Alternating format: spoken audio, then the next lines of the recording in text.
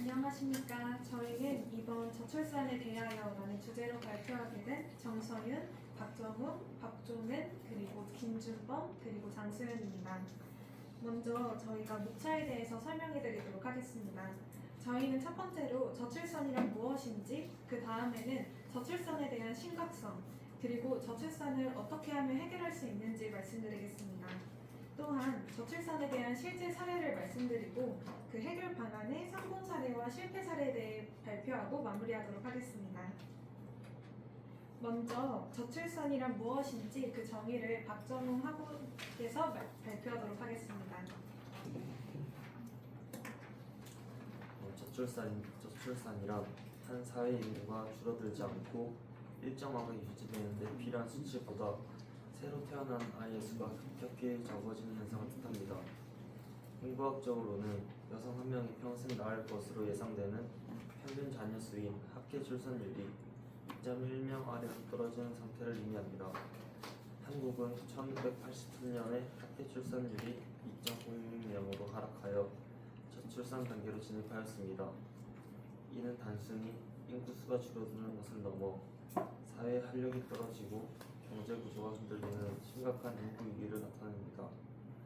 조금 더 구체적으로는 주거비 부담이나 고용 불안 같은 현실적인 어려움과 삶의 질을 중요시하는 가치관이 맞물려 개인이 결혼과 출산을 미루거나 포기하게 되면서 국가 전체의 지속 가능성이 위협받는 구체적인 문제를 포괄하는 표현입니다. 네, 지금까지 저출산이란 무엇인지 알아보았는데요. 다음은 박종훈 학우가 이런 저출산이 얼마나 심각한지에 대해 심각성을 말씀드리도록 하겠습니다. 저출산의 심각성을 세 가지 핵심 지표로 말씀드리겠습니다. 첫째, 대한민국은 현재 초저출산 국가입니다. 보통 한 국가의 인구가 유지되려면 여성 한 명당 2.1명의 아이를 낳아야 하는데 우리나라는 넷째 출산율이 2.1명에 훨씬 못 미치며 인구가 급격히 줄어드는 단계에 진입했습니다. 둘째, 2025년 합계 출산율은 0.78명으로 예상됩니다. 이는 부모 세대 2명이 자녀를 한 명도 채 낳지 않다는 뜻으로 현재 세계 최저 수준의 기록적인 수치를 기록하고 있습니다. 셋째, 실제 태어나는 아이의 수도 급감했습니다. 올해 출생아 수는 약 23만 명 정도로 추산되는데 이는 100만 명 이상이 태어났던 1970년대와 비교하면 80% 이상 감소한 수치입니다.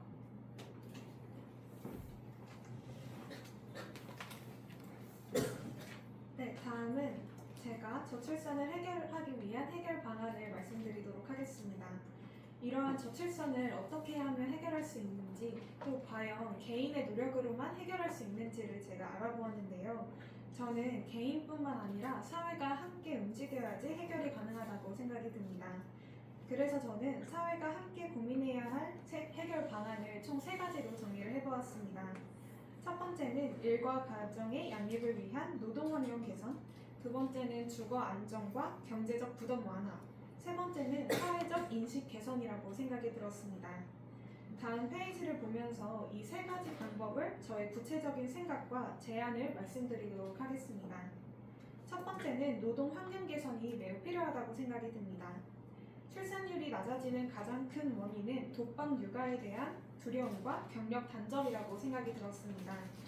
이를 해결하기 위해서는 기업과 정부가 협력해서 육아휴직을 눈치 보지 않고 쓰는 그런 사회 분위기를 만들어야 된다고 생각이 듭니다. 특히 저는 육아휴직 급여의 현실화가 매우 필요하다고 생각이 드는데요. 실제로 제 주변에 아는 선배님들이나 지인을 하신 분들께 여쭈어보면 일을 포기하고 육아를 하자니 자신의 커리어와 또 경제적 부담을 놓칠 수 없다는 의견이 정말로 많았습니다. 경제적 타격 때문에 출산을 망설이는 경우가 정말 많기 때문인데요. 휴직 기간에서도 안정적인 소득이 보장돼야 저출산을 막을 수 있고 독박 육아에 대한 고민 또한 해결할 수 있을 것이라고 생각이 듭니다. 두 번째는 주거 안정과 경제적 부담 완화라고 생각이 듭니다. 여러분들은 다들 서울에서 살고 싶지 않으신가요? 제 주변 친구들한테 물어보니 취업을 한다면 서울에서 살면서 커리어맨 또는 커리어우먼이 되고 싶다는 로망을 가지고 있다고 합니다. 서울 아파트의 평균 매매 가격을 알아보았더니 약 13억, 15억 이상이라고 합니다. 높은 집값은 청년들이 결혼과 출산을 포기하게 만드는 높은 장벽이라고 생각이 듭니다. 결혼을 하지 않은 저희가 봤을 때에도 집값이 너무나도 비싸다고 생각이 들지 않으신가요? 신혼 부부는 결혼 비용 등 써야 하는 비용이 너무나도 많기 때문에 주택까지 마련하기에는 버겁다고 생각합니다. 그래서 저는 신혼 부부를 위한 장기 임대주택이나 저금리 대출 같은 주거 지원과 양육 교육비 부담이 완화가 되어야 동반할 수 있다고 생각이 듭니다.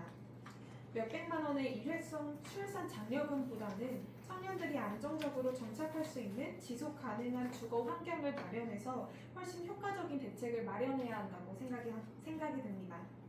세 번째로는 사회적 인식 개선과 가치관 변화라고 생각합니다. 결혼과 출산이 희생이 아닌 행복이 되려면 사회 전반의 시각이 바뀌어야 한다고 생각합니다. 저 역시 최근까지 입시를 준비하면서 치열한 경쟁을 몸소 느꼈는데요.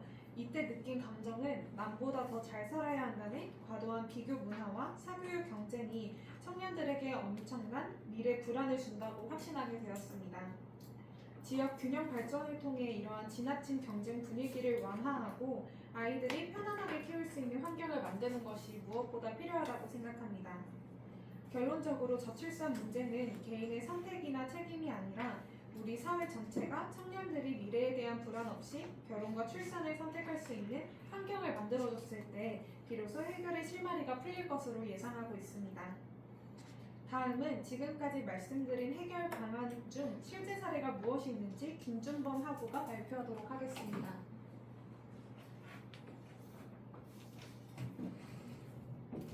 저출산은 현재 우리 사회가 직면한 가장 중요한 문제 중 하나입니다. 출생아 수가 감소하면서 노동력이 부족해지고 경쟁 성장 둔화와 고령화 심화 등 다양한 사회 문제가 발생할 수 있습니다. 따라서 저출산의 원인을 정확히 이해하고 효과적인 대책을 마련하는 것이 매우 중요합니다. 먼저 해외 저출산 대응 사례를 살펴보겠습니다. 첫 번째는 헝가리입니다.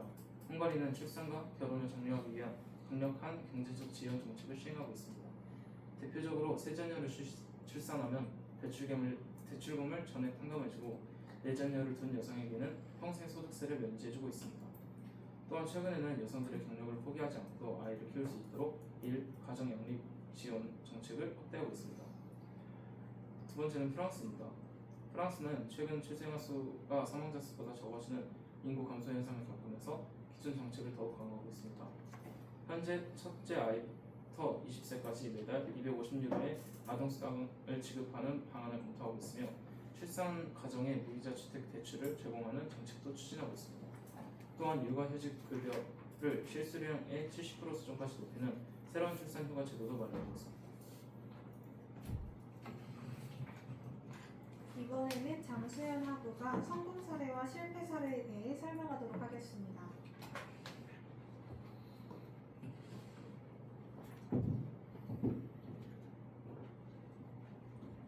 저출산 성공 실패 사례 주제로 발표하게 된 장수연입니다.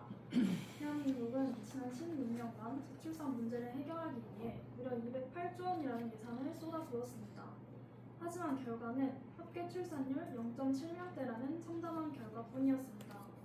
막대한 예산을 쓰고도 실패할 수밖에 없었던 이유는 무엇일까요? 정부 정책의 실패한 원인은 크게 세 가지로 요약할 수 있습니다. 첫째, 눈앞의 구성에만 집중했습니다. 아이를 낳을 때 주는 일회성 지원금은 당장 몇 달 생활비엔 보탬이 될지 몰라도 아이가 자라면서 마주할 수십 년간의 막막한 교육비와 부담을 본질적으로 해결해주지 못합니다. 둘째, 근본적인 구조적 불안을 내면했습니다. 비용적으로 높은 집값과 숨막히는 경쟁 사회라는 환경을 그대로 둔 채 돈 몇 푼 지어준다고 해서 청년들이 미래를 꿈꿀 수는 없습니다. 셋째, 직장 환경이 따라주지 않았습니다. 대기업이나 공공기관이 아니라면 육아휴직은 여전히 눈치 보이는 일이며 중소기업이나 비정규직 청년들이 출산 후 고용 불안이자 경력 단절로 이어집니다. 결국 기존의 정책은 청년들의 기본적인 삶의 불안을 해결하지 않고 돈으로 출산을 해결하려고 했던 1차원적인 접근이었기에 실패한 것입니다. 그렇다면 우리는 정말 해결책이 없는 걸까요? 아닙니다. 서울시 합계 출산율 1위를 기록한 성동구의 사례에서 우리는 명확한 해답을 찾을 수 있었습니다. 성동구의 성공 비결은 단순히 돈을 퍼주는 것을 넘어 교육의 사회적 책임을 짊어졌다는 점이 있습니다. 성동구는 맞벌이 부부의 가장 현실적인 문제를 해결해주는 성동형 공적 돌봄 시스템을 두 가지를 구축했습니다. 첫째, 어린이 등하원 기동제입니다. 전담 인력이 아이들의 등하원을 안전하게 동행하여 부모의 출퇴근 시간과 아이의 등하원 시간 사이에 발생하는 공백을 메꿔줍니다. 둘째, 아픈 아이 병원 동행 서비스입니다. 갑자기 아이가 아플 때 연차를 쓰기 눈치 보이는 부모들을 위해 전문 보호사가 대신 병원을 데리고 가고 진료 사항을 실시간으로 공유해줍니다. 이처럼 성동구의 성공 일회성이 기적으로 끝나지 않고 대한민국의 전체 표준이 되기를 바라며 저출산 성공 실패 사례에 대해서 발표했습니다. 네, 이번 저희가 발표를 준비하면서 느낀 소감을 적어보았습니다. 지금까지 저희는 저출산에 대해서 자세하게 알아보았습니다. 저출산은 아이를 적게 낳는 문제가 아니라 우리가 사회를 아이를 키우기 위해 얼마나 준비되어 있는지가 가장 중요하다고 생각이 듭니다. 한 아이를 키우려면 온 마을이 필요하다는 말처럼 저희가 사회 전체가 함께 답을 찾아야 된다고 생각합니다. 지금까지 저출산에 대해 발표한 오주였습니다. 감사합니다.